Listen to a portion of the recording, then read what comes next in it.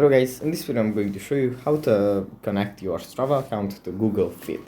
But before that, don't forget to subscribe and leave a comment down below because at 10,000 subscribers I'm going to show you my whole YouTube revenue statistics and growth strategy. So without further ado, let's jump right into it. First we have to open up the Strava app. And here it opens up in the home menu.